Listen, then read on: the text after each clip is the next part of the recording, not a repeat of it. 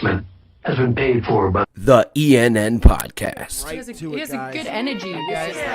Can you believe it? Can Sports. you feel it? Can you feel that excitement? The merchandise, wearing the hats. Chris Wild here live from Lincoln Financial. And I'm telling you, if you let Eli Manning walk into that stadium and make you look stupid and get a Giants W. Music.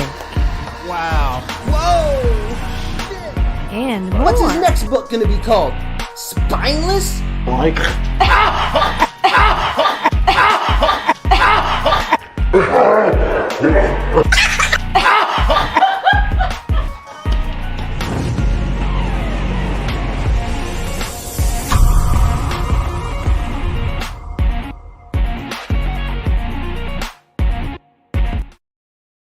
What up? What up? What up? What is going on, everybody? Professional wrestler Chris Wild here with an impromptu live stream as I'm trying to basically waste some time before I jump on an airplane and go to the beautiful city of San Diego, California, which is ironic because that is the former home of the team that we just lost to 27-24. Eagles went down to the now LA Chargers in Philadelphia. I was there. I'm going to talk a little bit about that, as well as the game coming up with the Broncos. I'm going to try to make this maybe about 20 minutes long. But look, you know, there was a feeling in the air Sunday from the tailgate. I mean, I got there at 10 o'clock from the 4th of July tailgate. There's just this feeling in the air where I think everybody was very positive that the Eagles would come away with a victory. What's going on, Brian? We'll talk about OBJ here in a minute. So yeah, everybody was pretty positive. I was positive. I did an appearance on Desert Eagles YouTube channel, and I just felt like they could do it. I mean, the Chargers with the bad run defense, missing cornerbacks as well. I thought that Jonathan Gannon would have learned, as he seemed to against the Lions, and the defense looked the best it has all season by being very, very aggressive. And I just thought that the Eagles would definitely get this thing done. And Justin Herbert coming into, a very hostile stadium. And look, all of those things were there except for one big piece, and that's defense. And I did a rant about not Brian Johnson. We'll talk about him too, about Jonathan Gannon earlier in the week. And it's just the defense. This Eagles defense is absolutely sickening. It's so bad. It is by far one of the worst defenses that I've ever seen an Eagles team have. I mean, this is going back to like Buddy Davis a couple, during the Chip Kelly era, how bad that was. Juan Castillo, to think that our offensive line coach that was promoted to defensive coordinator, I mean, what a painful memory that was. The fact that he was better statistically so far than Jonathan Gannon is crazy. And it really, to be honest with you, but they pulled the wool over my eyes during the summertime. Look, Philadelphia. No, wait, where's the P? There you go. They pulled the wool over my eyes by everybody talking about how great this guy was, right? Like, other teams want him. The only reason why the Eagles hired Sirianni is so Gannon would come, because Gannon and Sirianni are boys. Like, there was just, to me, and then you hear him talk, and you're like, okay, this guy knows what he's talking about. And then you watch these defenses, and they're just so bad. Now, the question that has been raised all week is it him or is it the personnel? Does he have defensive schemes that he would like to run, but he doesn't have the personnel to do it? To where he's like, these guys are not going to be able to disguise coverage. These guys are not going to be able to make things look a certain way when they're not. And maybe that is the case. I mean, we talked about how bad the linebacking core has been, and now it has been better recently. But maybe that is the case, but I don't know. I can't think that these guys would interview Jonathan Gannon and go, yeah, that's definitely our guy, after you have a passive, one of the most passive guys or defensive coaches we've ever had in Jim Schwartz. Like, I just can't see it happening. But, again, who knows? Jim Schwartz with the Titans right now, and their defense looks nasty, which is insane. I think he's a defensive assistant. But I want to talk a little bit about the also, guys, if you're watching, you want to donate to the channel, I've got the Cash App down there. It is $ Chris Wild Wrestling. Of course, any donations that are made, they go right back into the channel, better equipment, different kind of trips that I want to take. Obviously, going to Eagles games, and I will have some footage here in a couple days that I took from the different tailgates. It was just let's talk about this first. If there's, it's hard to the way the Eagles are this year, and you know that they're a rebuilding team. It's kind of hard to. I mean, look, going to a game is not cheap. Now, I was actually again one of the friends of the Fourth and John tailgate. Scott Becker, great. We watched the game together. He donated a ticket to me, and even without having to pay for the ticket, going to a game is still very expensive. You know, it's the parking, it's and I look at the stuff that you want to eat or drink. Luckily, if you're able to go the Fourth and John, you got tailgates like Fourth and John where you can eat and drink for free. It's unreal. But that's the point I'm making is it's hard to go to a game with a team that's a rebuilding team or a bad team. But there are tailgates like Fourth and John that I just think are absolutely awesome. And this is the reason why you go to the game. I mean, from 10 till 3 before we enter the stadium, I mean, it's just kind of a nonstop party, and it's a chill party.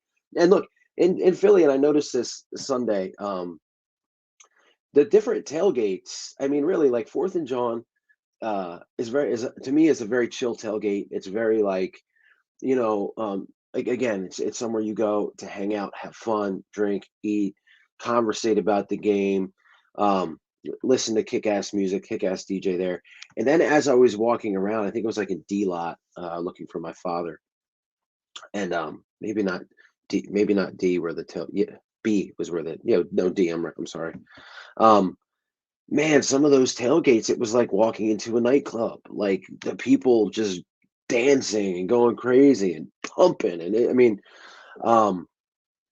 was just awesome. But these are all reasons to go to these games. These are all reasons to go to the games. And then getting into the stadium, and I was there for the Tampa Bay game earlier this year. This was different.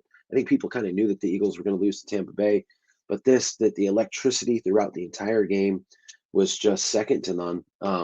Even when our defense was letting the Chargers literally walk down the field, the crowd's still stuck in there, man. Still stuck in there. And it just sucks. I look at this and I try not to get mad because I look at this team isn't supposed to do anything. They're not supposed to go to the playoffs, but you see games like this against a good Chargers team where the Eagles could have won and they don't win. Or a game earlier the year like against San Francisco, the Eagles should have won that one. Even Kansas City, the Eagles should have won that game, I believe. And you look at all this and you're like, man, this is frustrating. And one of my biggest frustrations kind of got answered today, too little too late, if you ask me. And that is the Eagles brought up and signed to the active roster running back Jordan Howard. Guys, I don't understand how. Look, and a Chargers fan had posted on my video or commented on my video that they got the worst run defense in the league. So just because Jordan Howard ran good against them doesn't mean he's good. I'm not saying Jordan Howard is this Jonathan Taylor, Derrick Henry, Ezekiel Elliott, Saquon Barkley type of running back. I'm not saying that. What I'm saying is he's good enough to play on this Eagles team by far. I think he's better than Boston Scott, who's also, I think, should be playing every week. He can run through the tackles better than rookie Kenny Gainwell. And look, he's had better runs and he's finished runs better than Miles Sanders. Now, am I saying he's better than Miles Sanders? No, absolutely not. But I'm saying he fits for this team and what this offensive line can do. The offensive line has looked a lot better because they are actually getting to run the ball. Howard had about 70 yards, a touchdown. The game before, 2 touchdowns. I mean, he looks like the Jordan Howard that the Eagles traded for in the beginning, and the Jordan Howard that played with the Chicago Bears. Now, he got hurt during year 2 of his Eagles tenure, I believe, or maybe it was year 1, with the shoulder injury. It hasn't been the same. Apparently, he's 100% healthy. But going into the summer, all I heard about was how good he looked, how he was going to be the number 2 running back. And then magically, he's on the practice squad. He's not giving a shot. Eagles run the football like against Dallas. They run the ball 3 times. Like, it's absurd to me. But as we saw against the Chargers, Nick Sirianni and the coaching staff said, hey, these guys cannot defend the run. we're going to run. And they did. And they ran well. And they ate up clock. And that was all great until the very end. Look, again, a 6-minute drive by the Chargers kills it. Absolutely kills it. And this is absolutely true while we're talking about this. TJ Edwards was how TJ Edwards wasn't starting is insane to me too, because he was all over the field. Now, and I killed Davion Taylor weeks ago, that Raider game. I killed him. But every time I looked, 52 was making plays as well, making big tackles. Like, I think he missed a couple, but these are guys, again, that maybe should have been starting since the beginning. And then Davion Taylor, obviously, how he showed me is he's gotten better. He got better since the Raiders game. He was horrible that game and a couple games before then. TJ Edwards is an undrafted free agent out of Wisconsin. But he should be starting. And I think that's a problem. I think it's a problem here with this team, right? When you've got undrafted free agents starting, and like Davion Taylor's a third-round pick, and he's just now getting on the field. I mean, the Eagles definitely need to address linebacker in the offseason, whether it's in the draft or with all the money that they have to spend on free agents. Something's got to give. And yeah, absolutely. TJ Edwards was all over the place, but it just wasn't enough. It wasn't enough at the end of the day. I thought Jalen Hurts, and people are killing Jalen Hurts too, talking about, he barely threw the football. He's a game manager. He's not a franchise quarterback. Look, he did enough to win the game. That's all I care about. At the end of the day, if we get a W, I don't give a shit if he's only got 160 yards passing. I don't care. He did what he had to do when he had to do it. Devontae Smith had his best game as a pro. He looked like Devontae Smith.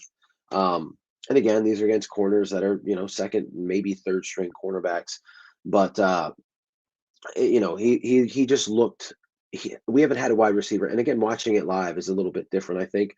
Watching his routes and the way he runs, the way he finishes, it was like, man, we haven't had a wide receiver like this here in Philadelphia. We just haven't. And he was absolutely killing it. Now, look, this week, they go up against Vic Fangio defense in Denver, a defense in Denver that absolutely destroyed the Dallas Cowboys last week. Again, if the Eagles would have won, what a missed opportunity there. They'd be a game, trying to catch up to the Cowboys. Instead, you had the Giants beat the Raiders. I tried telling Raider fans, look, nothing personal, but the Raiders aren't good. They're not a top elite team. They might have been 5-2. They're 5-3 now, but they're just not an elite 5-3 team to me. They just weren't. And when you let the scrub Giants beat you, even though it was in New York, they're just not. I just don't see anything good about the LA Raiders. Did I say Oakland?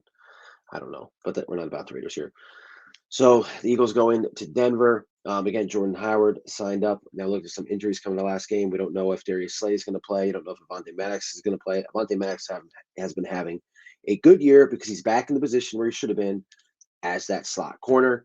And now he might be out. And again, if Slay's out, luckily you're facing Teddy Bridgewater, not the best quarterback.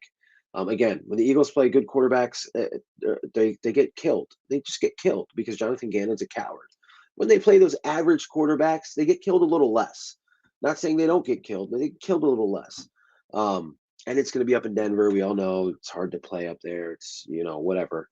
So the Eagles are going to be underdogs. I get it. I don't expect them to win the football game, especially if those players are out. But we'll see. Again, this is a rebuilding team. Now, that is all out of the way. Let's talk about some other stuff here. Brian said early, can we get OBJ? Man, look. Hold on.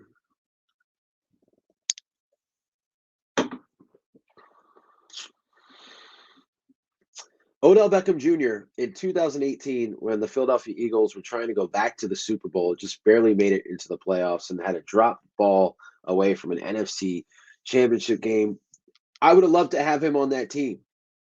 Nick Foles throwing him the ball and Doug's still here. And I don't want Odell Beckham Jr. on this football team, man. I just don't. Now, I know you're going, Chris, you got to be, what are you, smoking crack? The guy's a good wide receiver.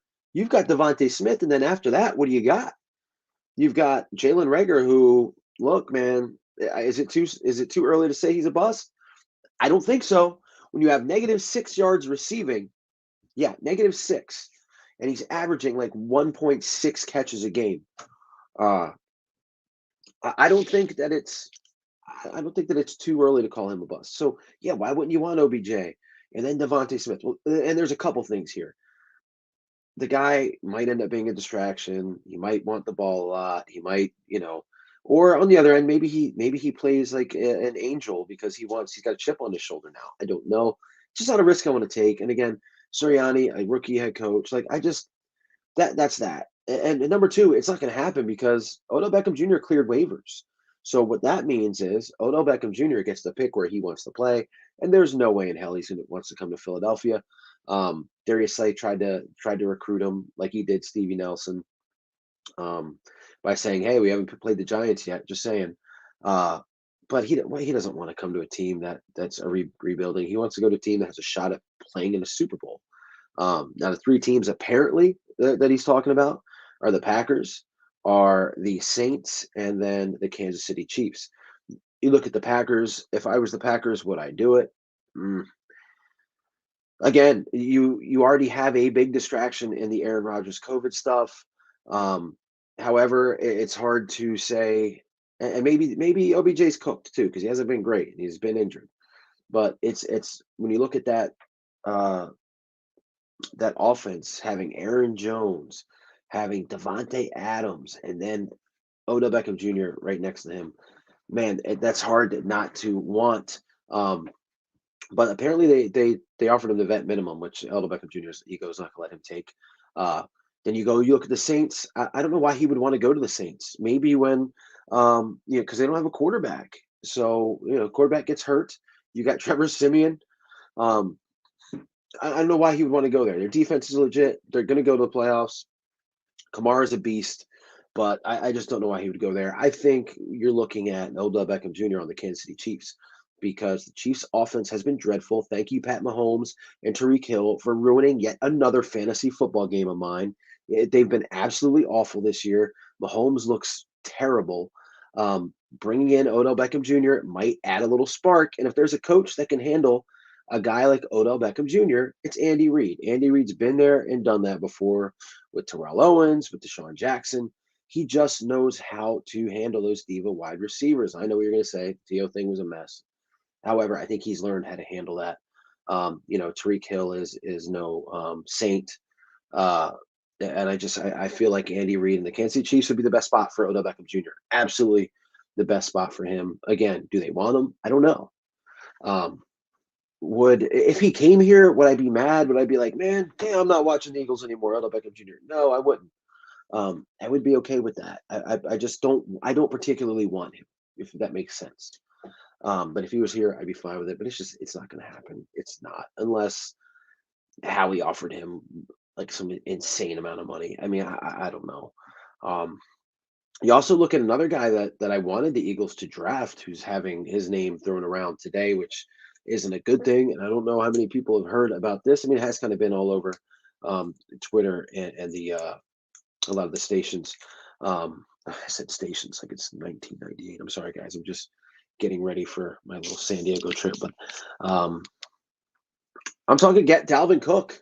Dalvin Cook is in the news, and it first came out that he was in a domestic situation where he was the victim of domestic violence, and apparently his ex-girlfriend broke into the house, maced him and somebody else, and that was the story. And now new news that comes out are pictures of her face looking. I mean, she looked. The pictures were horrible. She looked like she was wearing a Halloween mask. Her face was so bloody. And then you see text messages between him and her, him saying he's sorry, her saying, I can't even see my family on Thanksgiving because of my face. It's bad stuff, man. Bad stuff for Dalvin Cook. And I'm sure, look, I don't, to me, and it's, if she came in and maced him and this and that, like, dude, like, and this is just me, and my opinion is just my opinion, but like, you don't do that to a female. You don't run away, call the cops. Like you unless your life is, I mean, unless she's got a 9 millimeter pointed to your head, um, you don't do that. You just don't do that. You don't. Um, so who knows what's going to happen with him? We talk about Henry Ruggs. The Henry Ruggs situation is insane. Now, Henry Ruggs, how does that turn into a Philadelphia story? Because Devontae Smith and Henry Ruggs are very close like brothers. It affected Devontae Smith pretty deeply. And look, Henry Ruggs driving a car at 156 miles an hour, drunk off your ass, more than double the limit. Is he a scumbag for that? Absolutely. I mean, but he's still a 22-year-old kid who apparently wasn't getting the guidance that he needed and made a really bad mistake. It doesn't make him a horrible person. I just called him a scumbag, but you get what I'm saying. So I can understand why Devontae Smith would feel that way. Just horrible stuff there. And again, and Brian says good. This is good vibes. Yeah, and I think that, and I've noticed too, especially this week, I feel like there's some good vibes around this Philadelphia Eagles team, even with the loss to the Chargers. I think that the offense is starting to do some things, like I said, they should have done from the beginning. We talked about the Jordan Howard stuff and running the football, but also something else that Nick Sirianni said today in a press conference is the fact that Brian Johnson, the quarterback coach, instead of sitting up in the box, is now on the field with Jalen Hurts and the team. And to me, this is something, and again, I don't, just like I don't understand Jordan Howard not being on the team, on the active roster. I don't understand how, and for those of you that don't know, Brian Johnson has known Jalen Hurts since he was a kid. So why not have somebody that Hurts is obviously very comfortable with on the sideline? It doesn't make any sense to me. Somebody that could talk to Jalen and say, during a bad a bad series, or maybe during a good series, or instead you put them up in the box. It doesn't make sense. I mean, because look, the relationship between Sirianni and Hurts is growing now, but for two guys that are virtually strangers before this season started, you can't expect that to be there. So why the hell Brian Johnson was sitting up in the nosebleeds is just crazy to me. For the past two games, he has been on the field with Jalen Hurts, and Sirianni says it helps him and Steichen so that they can go over different things. Well, yeah, no shit, man. Come on, this is not to me. This is not like rocket science stuff. It's just not.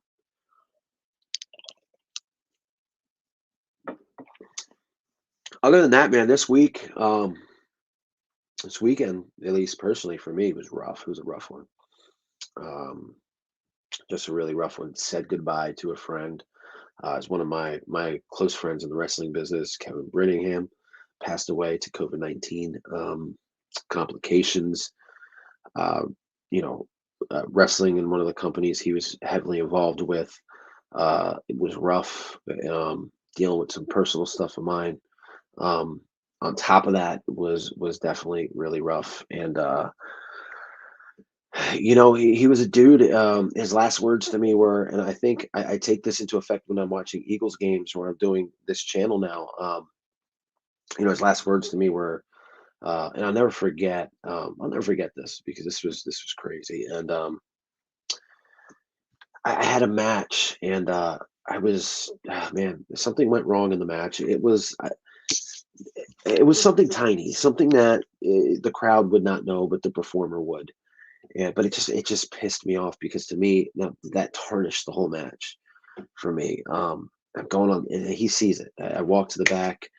He's like the first guy to really talk to me, and he's like, "What's wrong?" Was everything all right? The match looked good. It looked great. And I was shaking my head, and I'm like, it's just these little things, just little things that go wrong. And he stopped me, and it gives me chills thinking about it. He says, Chris, in today's climate, don't you think we shouldn't get as mad at the little things? And I was just like,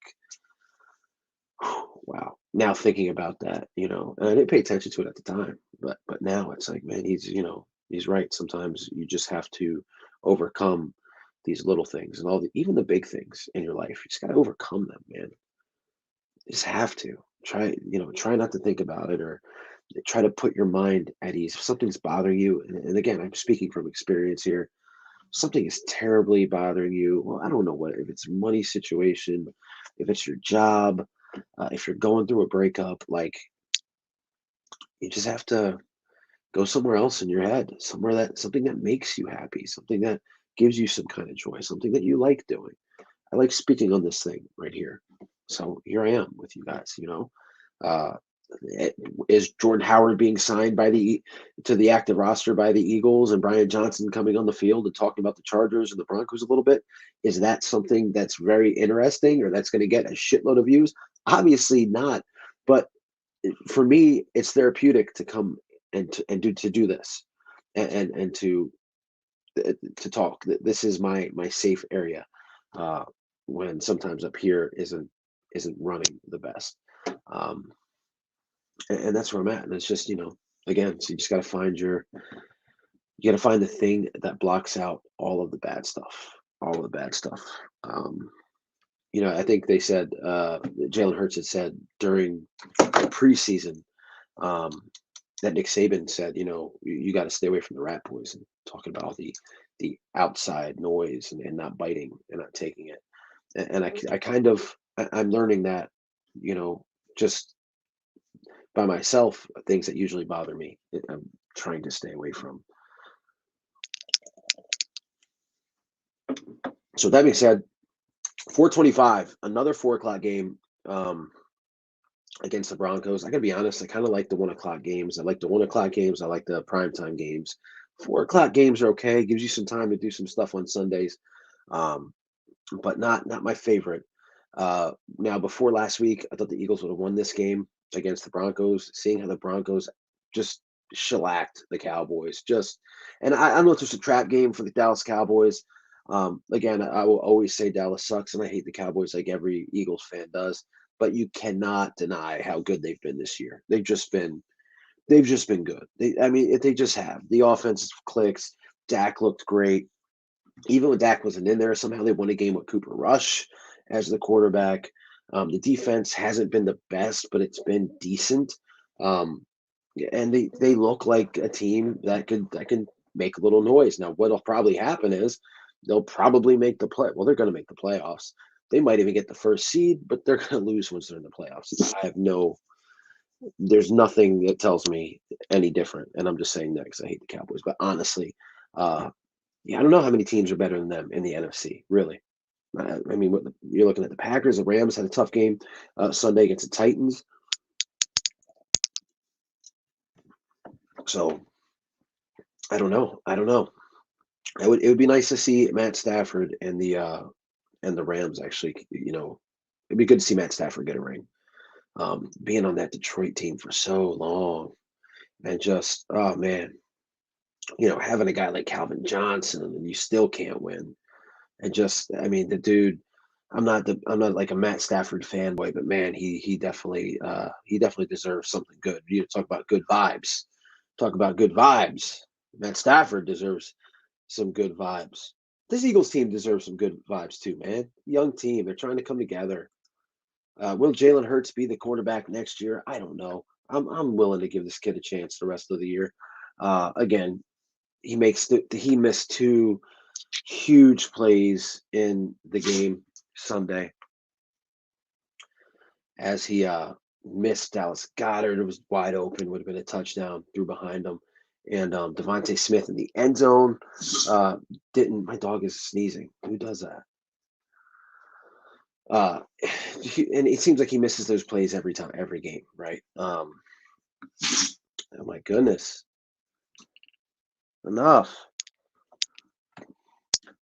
And if he can get that right, if he can make those plays like that, then maybe he can be the quarterback here for the future. But obviously, Howie Roseman's going to see some other college quarterbacks Saturday. They did that last Saturday. So obviously, they are not completely 100% sold on Jalen Hurts, and nor should they be. They're going to be guys like Russell Wilson that's going to want to be traded. Deshaun Watson, we talk about him. He's going to be in the mix. Even Aaron Rodgers, which kind of stay away from Aaron. But I don't know. I think if the Eagles are able to get Russell Wilson, look, Howie Roseman is in love with Russell Wilson. He has got a really like a crush on Russell Wilson. Russell Wilson will be in Eagles green. Howie Roseman will give away every draft pick for that kid.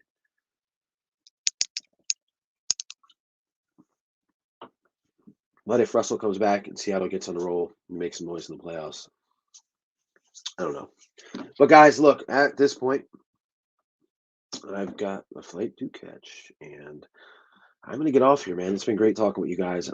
Everybody out there, just again, if I got the ticker down there, donations are always welcome here. Again, it goes back to the channel. We're going to have, for those of you that have been enjoying the Soprano Bros reviews, myself and Zach Ripper Connor doing the Soprano Bros reviews. We've got one in the can for episode 5, College, the Emmy-nominated, Emmy-winning episode of The Sopranos from season 1. We'll be reviewing that. A lot of fun was had during that one.